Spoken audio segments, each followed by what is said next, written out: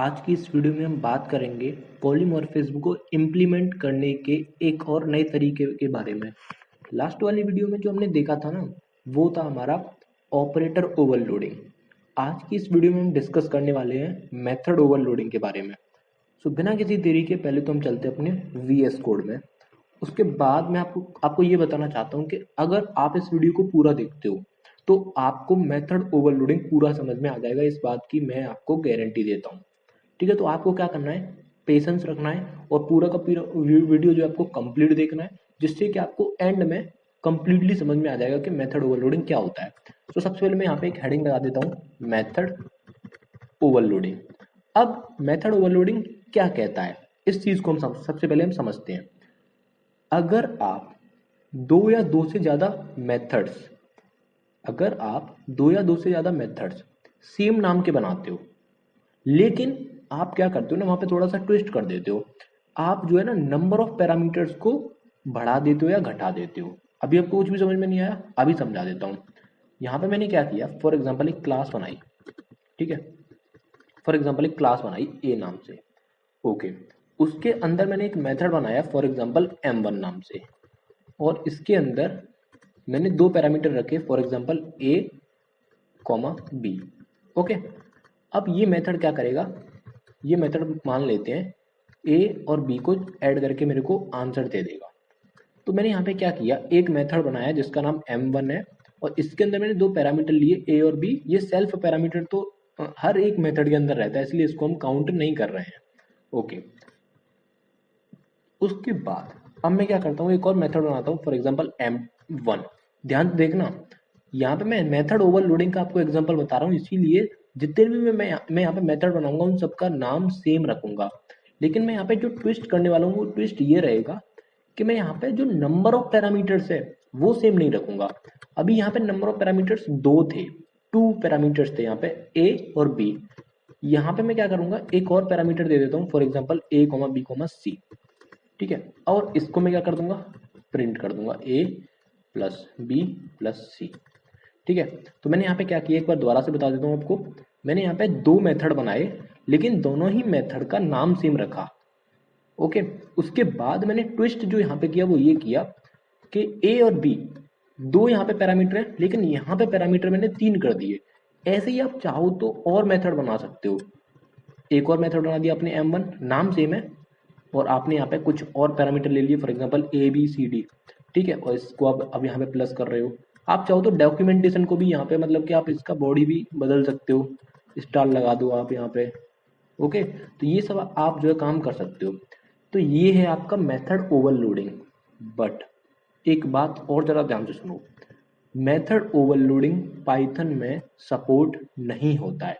Python method overloading को support नहीं करता है बाय डिफॉल्ट।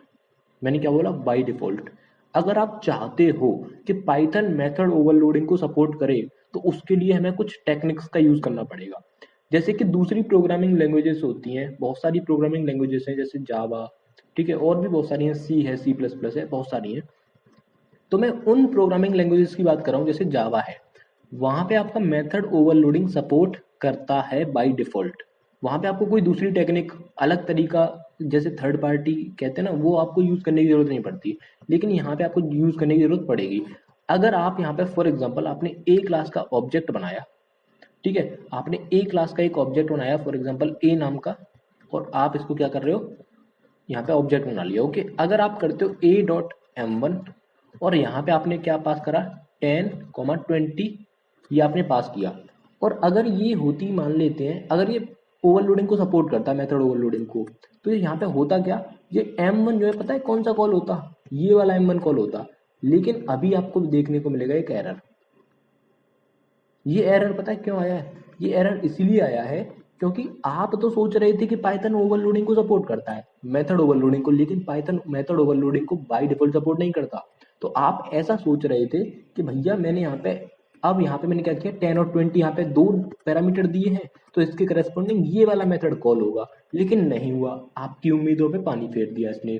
ऐसा इसलिए होता है क्योंकि जो पाइथन है ना, वो थोड़ा सा अलग हटके काम करता है। वो पता है क्या कहता है, आप के हाथ में है मेथड बनाना, और मेरे हाथ में है उनको डिस्कार्ड करना। कैसे, देखो, आपने यहाँ पे m1 बनाया 2 पैरामीटर के साथ, यहाँ पे m1 बनाया 3 पैरामीटर के साथ, यहाँ पे m1 बनाया 4 पैरामीटर के साथ, तो पाइथन क्या करेगा, इन दोनों को कंसीडर नहीं करेगा, इस लास्ट वाले को कंसीडर करेगा। ठीक है, वैसे ही अगर आप यहाँ पे देख सकते हो, यहाँ पे अगर मैं 30 देता हूँ, यहाँ पे मैं देता हूँ 30,40। अब देखना यहाँ पे इसके लिए एरर आएगी, इसके लिए भी एरर आएगी, लेकिन इस वाले के लिए एरर नहीं आएगी। क्यों? क्योंकि ये लास्ट वाला मेथड है, तो लास्ट वाला मेथड तो कंसीडर होता है।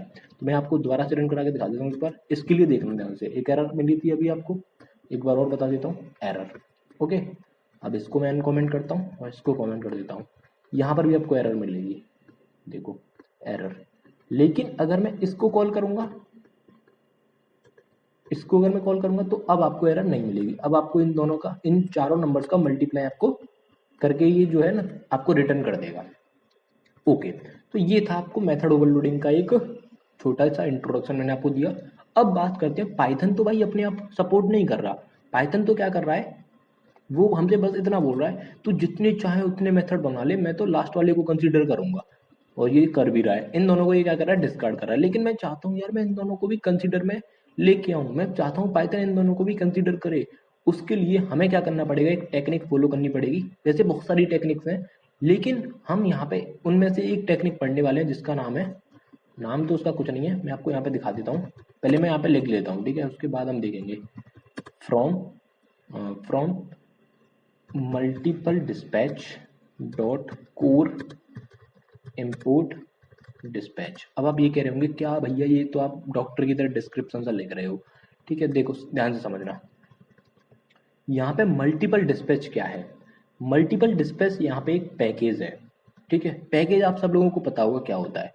पैकेज मतलब होता है एक फोल्डर जिसके अंदर एक फाइल रखी होती है जिसका नाम है अंडरस्कोर अंडरस्कोर इनिट अंडर। देखो मैं आपको दिखा देता हूँ, यहाँ पे लाइव दिखाता हूँ आपको। मैं यहाँ पे विंडो अपना ओपन किया, यहाँ पे देखना, आप अपने कंप्यूटर में भी ये काम कर सकते हो। आपको यहाँ पे क्या करना है, पाइथन सर्च करना है, तो यहाँ पे आपको ओपन फाइल लोकेशन पे क्लिक कर देना है। ठीक है, इसके बाद आप यहाँ पे जाओगे, इस वाले पे राइट क्लिक करके आपको क्या करना है, ओपन फाइल लोकेशन यहाँ पे भी कर देना है। और यहाँ पे आपको लिब, ये जो आपको लिब दिखाई दे रहा है, सॉरी लिब नहीं, हाँ लिब के अंदर जाना है आपको। ओके, लिब के अंदर जाने के बाद आपको यहाँ पे साइट पैकेजेस के अंदर जाना है। साइट पैकेजेस के अंदर जाने के बाद अब आप यहाँ पे एम जो है ना कीबोर्ड में टाइप करना, तो आपको यहाँ पे कुछ यहाँ पे दिखेगा मल्टीपल डिस्पैच नाम का एक फोल्डर, ये रहा मल्टीपल डिस्पैच नाम का फोल्डर। आप यहाँ पे कह रहे हो, लेकिन पाइथन के अंदर इसको हम पैकेज बोलते हैं, ऐसा क्यों? इसका रीजन आपको इसको ओपन करने पे मिल जाएगा। जब आप मल्टीपल डिस्पैच को ओपन करोगे ना, तो यहाँ पे आपको एक फाइल मिलेगी underscore underscore init underscore underscore. ये फाइल एक आइडेंटिफिकेशन का काम करती है कि ये जो गिवन फोल्डर है, जैसे यहाँ पे मैंने क्या बोला, ये मल्टीपल डिस्पैच, ये फोल्डर तो है लेकिन ये फोल्डर पैकेज बन गया। इसको मैंने एक उपाधि दे दी, इसको मैंने उपाधि दे दी, पोस्ट दे दी पैकेज की। क्यों? क्योंकि मैंने इसके अंदर इस फाइल को रख दिया। बाकी आप यहाँ पे देख सकते हो कोर नाम की पाइथन की फाइल भी है, और आप सब लोगों को पता है पाइथन की फाइल को हम क्या बोलते हैं, मॉड्यूल। तो यहाँ पे आप ध्यान से देखो, यहाँ पे मैंने क्या लिखा है, फ्रॉम मल्टीपल डिस्पैच। इस मल्टीपल डिस्पैच नाम के पैकेज में से मेरे को ये जो कोर नाम का जो मॉड्यूल है इसको इंपोर्ट करना है। इस कोर नाम के मॉड्यूल में से भी मेरे को डिस्पैच नाम का एक फंक्शन इंपोर्ट करना है।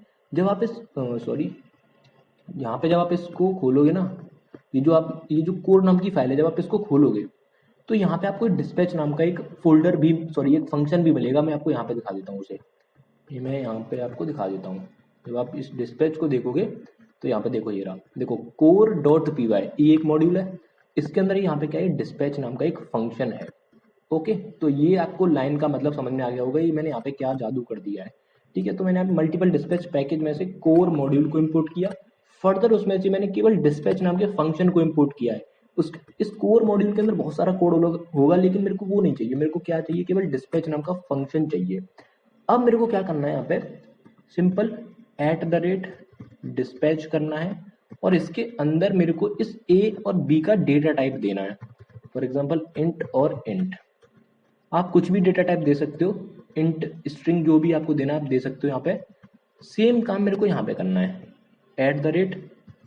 @dispatch। इसके अंदर भी मेरे को कितने पैरामीटर है यहाँ पे, ए बी सी 3 है, तो मेरे को यहाँ पे 3 बार मैं इंट लिख के दिखा देता हूँ, int comma int comma int.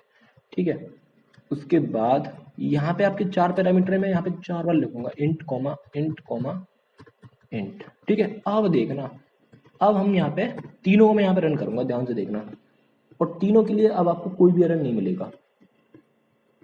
Sorry, यहाँ पे एक एरर आ गया है, अब वो एरर क्या है मेरे को देखना पड़ेगा।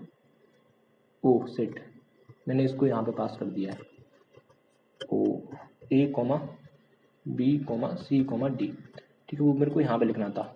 मैं इसको कॉपी कर लेता हूँ, कंट्रोल सी कंट्रोल वी, वो कभी कभी ना फ्लो में हो जाता है।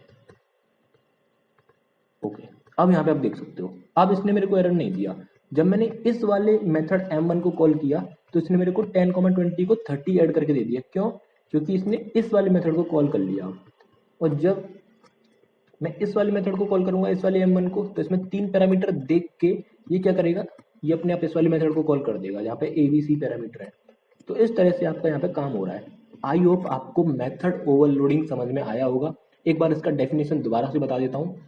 मेथड ओवरलोडिंग ये कहता है कि आप जो है एक क्लास के अंदर कितने भी मेथड बना सकते हो सेम नाम के, लेकिन आपको ट्विस्ट वहाँ पे एक कंडीशन है हमारी, वो ये है कि आपको नंबर ऑफ पैरामीटर्स सेम नहीं रखने हैं। जैसा कि आप यहाँ पे देख सकते हो, यहाँ पे 2 पैरामीटर है, यहाँ पे 3 है, यहाँ पे 4 है। एक और कंडीशन है, वो ये कहता है कि या तो आप नंबर ऑफ पैरामीटर्स को डिफर करिए या फिर आप उसका टाइप डिफर करिए। फॉर एग्जाम्पल, मैं यहाँ पे 2 पैरामीटर्स का एक और बना लेता हूँ। जैसे मैंने यहाँ पे ए और बी रखे 2 पैरामीटर, यहाँ पर भी मैं ए और बी रख लेता हूँ, लेकिन यहाँ पे टाइप बदल देता हूँ। इस बार मैं स्ट्रिंग रख लेता हूँ, str, तो भी ये आपको आउटपुट देगा। ध्यान से देखना, अभी मैं यहाँ पे क्या कर रहा हूँ, फॉर एग्जाम्पल हेलो, और यहाँ पे मैं कर देता हूँ MLA। अब ध्यान से देखना, अब ये जो इंटरप्रेटर है वो कैसे डिस्टिंग्विश करेगा M1 को। यहाँ पर भी 2 पैरामीटर है, यहाँ पर भी 2 पैरामीटर है, एक हेलो और एक MLA। तो ये देखेगा डेटा टाइप को। यहाँ पे ये जो है इंट के हैं, यहाँ पे ये स्ट्रिंग के हैं। तो इस तरह से आपको यहाँ पे आउटपुट दिखाई दे जाएगा।